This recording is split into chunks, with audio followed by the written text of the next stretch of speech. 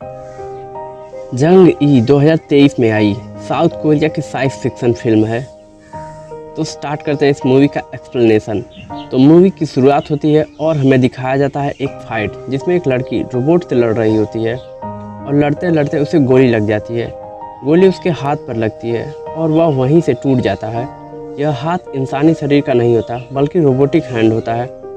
वह लड़की अपने हाथ को देखकर घबरा जाती है और सब कुछ वहीं पर फ्रीज हो जाता है। यह एक कंप्यूटर प्रोग्राम होता है जिसमें केवल एक लड़की लड़ रही होती है, बाकी जो उसे दिखाया जाता है वह एक प्रोग्राम होता है। यह प्रोग्राम उस लड़की के दिमाग को समझने के लिए बनाया गया होता है। इसका नाम जंग-ई होता है और जो रिसर्च टीम की लीडर होती है उसका नाम युंग होता है। यह जंग-ई की बेटी होती है। युंग कहती है इतना काफ़ी है, कुछ मेहमान आने वाले हैं। जंग-ई को रीसेट करके अपने साथ लेकर जाया जाता है और उसके सारे पुर्जों को खोल दिया जाता है। युंग प्रेजेंटेशन के लिए आती है। जो वहाँ का डायरेक्टर होता है युंग से कहता है कि आप नर्वस तो नहीं हैं, और जब प्रेजेंटेशन देने की बारी आती है तो उसकी सिट्टी पिट्टी गुल हो जाती है। वह किसी तरह मैनेज करता है। फिर उसके बाद युंग प्रेजेंटेशन देती है। भविष्य में जब पृथ्वी रहने योग्य नहीं रह जाती है तब सारे ह्यूमन बींग पृथ्वी से बाहर रहने के लिए एक जगह तलाशते हैं, मगर स्पेस में और भी बहुत से ठिकाने ऐसे होते हैं जहां पर रोबोट्स का राज होता है और वे नहीं चाहते कि ह्यूमंस यहां आएँ और हमारे संसाधन खत्म करें। इसीलिए ह्यूमन और रोबोट्स में लड़ाई छिड़ जाती है। इसे एड्रिनल युद्ध कहा जाता है। जंग-ई उस समय की खतरनाक योद्धा होती है। उन्होंने एड्रिनल युद्ध खत्म करने का बीड़ा उठाया, मगर वह कामयाब ना हो सकी और कोमा में चली गई, जिसकी वजह से युद्ध खत्म ना हो सका। और अब 40 सालों से युद्ध जारी है। क्रोनोइड ने उनके इलाज का बीड़ा उठाया और उनके परिवार की सहमति से उनके ब्रेन को डेटा में तब्दील कर दिया, जिसकी मदद से वे एक ऐसा हथियार तैयार करेंगे जो बिल्कुल उन्हीं की तरह लड़ाई कर सके। उन्हीं की खूबियाँ, उनकी लीडरशिप, उनकी प्लानिंग हो और उन्हीं की तरह वफादारी और हिम्मत भी होगी। इस पर प्रेजेंटेशन ले रहे अधिकारी पूछते हैं कि क्या वह रोबोट लड़ाई से बाहर निकल पाया। इस पर युंग कहती है कि नहीं, मगर हम जल्द ही जंग-ई को इस सिमुलेशन से बाहर निकाल लेंगे। अधिकारी कहता है कि अगर जंग-ई इतनी ही काबिल होती तो यह जंग तभी खत्म हो गई होती। उनके कोमा में जाने की वजह से यह युद्ध आज तक चल रहा है। आखिर आप लोग एक हारी हुई योद्धा से कैसे एआई तैयार करेंगे। और प्रेजेंटेशन खत्म हो जाती है। युंग जंग-ई का इंटरव्यू लेने जाती है। इस समय जंग-ई का केवल सर और आधा धड़ रहता है। जब युंग जंग-ई को ऑन करती हैं तब जंग-ई खुद को ऐसी अवस्था में देखकर दर्द से चीखने लगती हैं। वह कहती हैं कि मैं कहाँ हूँ, यह तुमने क्या किया है मेरे साथ, और बस चिल्लाने लगती हैं। उससे बात करने की कोशिश करती हैं, मगर उसके दर्द को देखकर उसे बंद कर दिया जाता है। युंग कहती है कि इंटरव्यू खत्म होगा। फिर जंग-ई को डिसमेंटल कर दिया जाता है। युंग के साथ काम करने वाला उनसे कहता है कि मैं तो जंग-ई को सुपर हीरो की तरह देखता हूँ।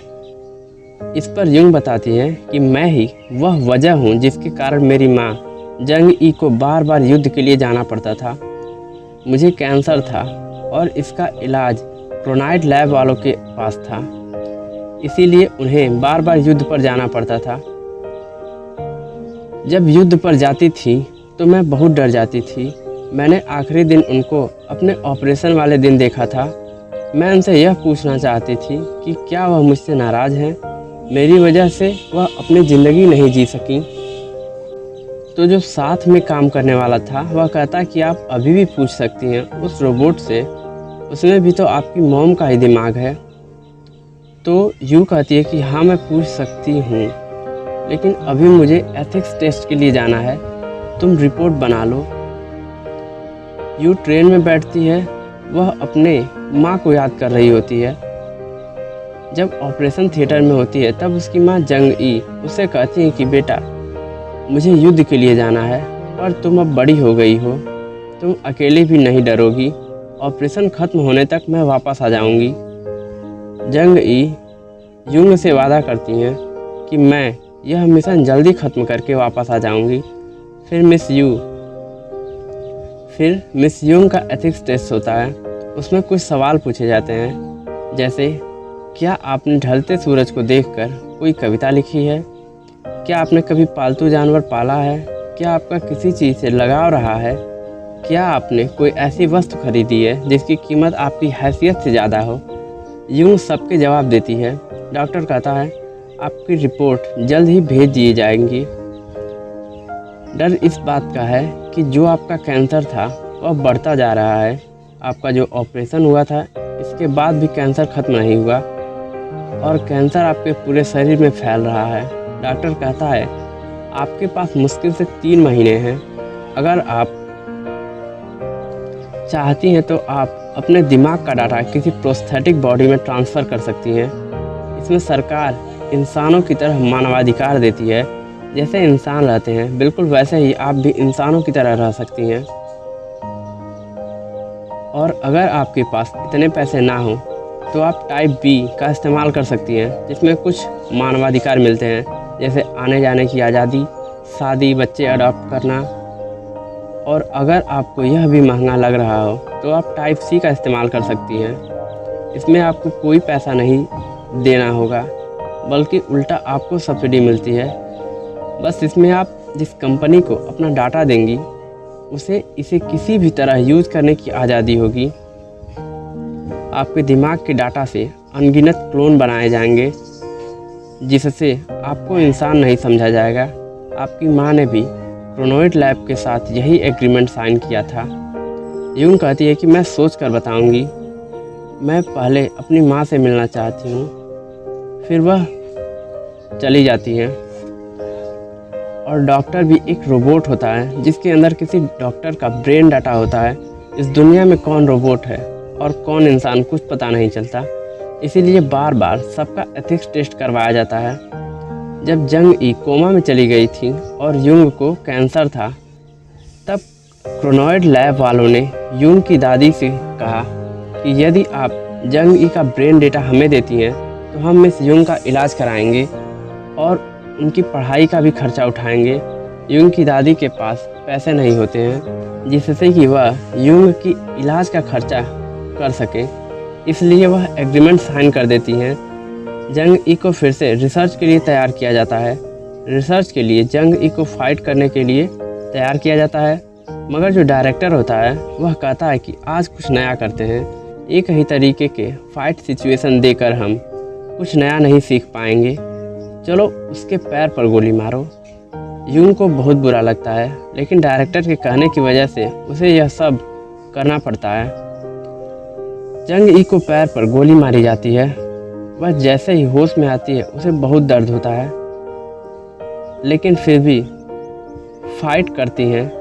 फिर एक रोबोट उनके सर पर गन तान देता है। जंग ई सरेंडर कर देती हैं, मगर फिर वह अचानक उठती हैं और सबको मारने लगती हैं।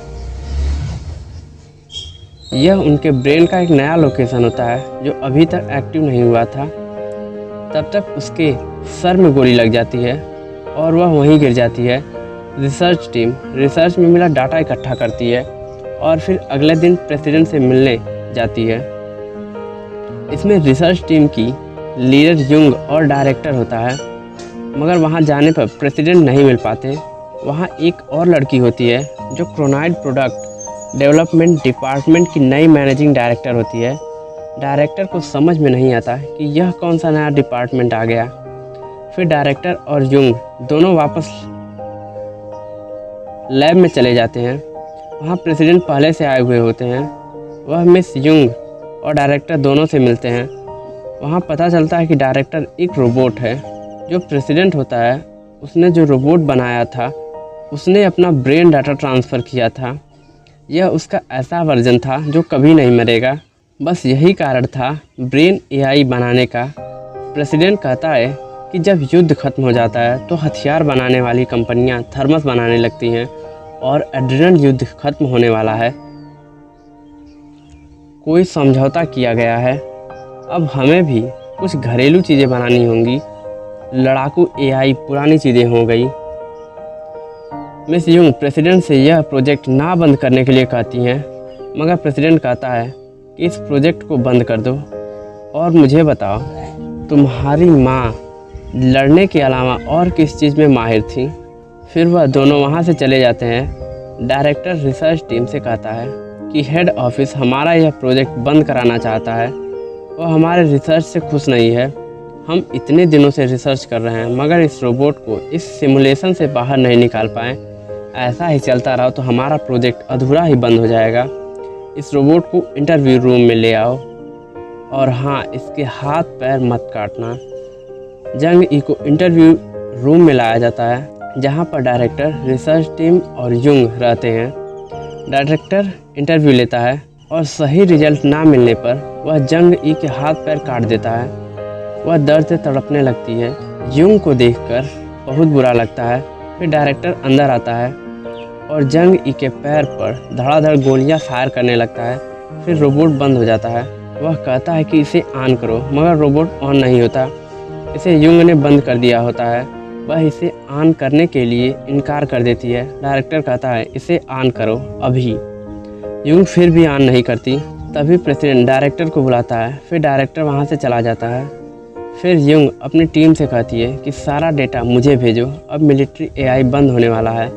फिर युंग थोड़ी देर में ब्रेन डाटा कलेक्ट करने के लिए जाती है जहां उसका असिस्टेंट एक नए प्रोजेक्ट पर काम कर रहा होता है। यहां जंग ई को सेक्स टॉय के रूप में इस्तेमाल किया जाएगा। वह उस पर टेस्ट कर रहा होता है। युंग अपने असिस्टेंट का गला दबा देती है और कहती है कि तुम्हारी हिम्मत कैसे हुई। उस पर असिस्टेंट कहता है कि मैं ये अपने मज़े के लिए नहीं कर रहा, हेड ऑफिस का आदेश है। अब नए प्रोजेक्ट पर काम किया जाएगा और मरने वाले की मंजूरी भी तो है। इसे हम किसी भी तरह बेच सकते हैं। टाइप सी मॉडल, आपको तो पता ही होगा। और युंग कुछ नहीं कर पाती और वहाँ से चली जाती है। डायरेक्टर कहता है कि कल आखिरी सिमुलेशन टेस्ट है, उसके बाद सब बंद। कहते हैं मिलिट्री एआई शुरुआती प्रोजेक्ट था, अब हमें घरेलू प्रोजेक्ट पर काम करेंगे। मिस युंग इंटरव्यू रूम में जाती हैं जहां पर वह अपनी मॉम को एक्टिव करती हैं। जंग ई युंग से पूछती हैं कि मैं कहाँ हूँ। वह अपनी बेटी के बारे में पूछती हैं कि उनका ऑपरेशन सही से हुआ कि नहीं। इस पर युंग भावुक हो जाती है और रोने लगती है। आखिरी सिमुलेशन टेस्ट में युंग जंग ई को प्रोग्राम करती हैं और उन्हें एक्टिव करके बताती हैं कि उस जंग के दौरान आपको गोली लग गई थी और आप कोमा में चली गई थी। कुछ लोगों ने आपका ब्रेन डाटा लिया है और वह इस पर अनगिनत रोबोट्स बना रहे हैं।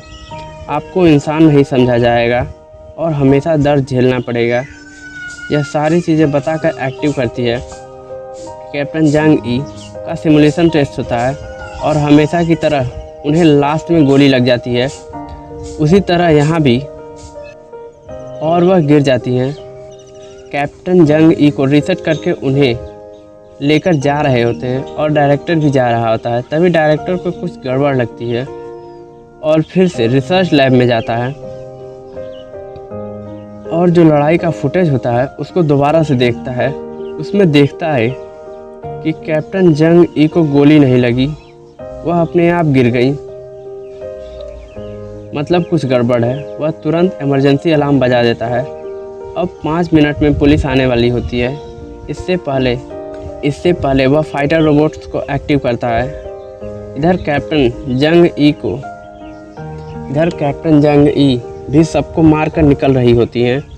मिस युंग अपनी मॉम जंग ई का पूरा ब्रेन डेटा लेकर निकल जाती हैं। जो फाइटर रोबोट्स होते हैं वे जंग ई को ढूंढ लेते हैं और उनसे लड़ने लगते हैं। जंग ई उनसे डटकर मुकाबला करती हैं, लेकिन अधिक रोबोट्स होने के कारण वह जंग ई पर भारी पड़ते हैं। तभी युंग आती है और सारे रोबोट्स को डीएक्टिवेट करके अपनी मॉम को लेकर वहाँ से निकल जाती है। वह ट्रेन में बैठ जाती है और वहाँ से जाने लगती है। उसी में डायरेक्टर पहले से बैठा होता है। वह कहता है कि प्रेसिडेंट ने तुम्हें इतना प्यार दिया और तुम उनके साथ यह कर रही हो, यह ठीक नहीं है। जंग ई डायरेक्टर को रोकने की कोशिश करती है। उस पर डायरेक्टर कहता है कि तुम आगे बढ़ी तो मैं तुम्हारी बेटी को गोली मार दूंगा। जंग ई को पता नहीं होता कि युंग उसकी बेटी है। युंग ने अपनी मॉम के दिमाग से अपनी सारी यादें मिटा दी थी। जैसे ही जंग ई आगे बढ़ती है, डायरेक्टर युंग को गोली मार देता है। गोली युंग के कंधे में लग जाती है। फिर डायरेक्टर और जंग ई दोनों फाइट करते हैं। एक गोली डायरेक्टर की आंख में लग जाती है। डायरेक्टर अपने आप को शीशे में देखता है तो वह समझ नहीं पाता। वह सोचता है कि वह इंसान है, लेकिन वह प्रेसिडेंट का बनाया हुआ एक रोबोट था। पहले तो वह डरता है, फिर खुश हो जाता है कि मैं रोबोट हूँ, अब मैं नहीं मरूंगा। और जंग ई से लड़ने लगता है। लड़ते लड़ते जंग ई और डायरेक्टर दोनों ट्रेन से गिरने वाले होते हैं। तभी युंग अपनी मॉम जंग ई को रस्सी की मदद से ऊपर खींच लेती है और डायरेक्टर नीचे गिर जाता है और मर जाता है। युंग और जंग ई दोनों ट्रेन में बैठे होते हैं। पुलिस आने वाली होती है। युंग कहती है कि मॉम, आप यहाँ से चली जाओ और अपनी लाइफ अपने हिसाब से जियो, आज़ाद हो जाओ, मेरी चिंता मत करो, मैं ठीक हूँ। फिर कैप्टन जंग ई वहाँ से भाग जाती हैं और आज़ाद हो जाती हैं और यही मूवी का एंड हो जाता है।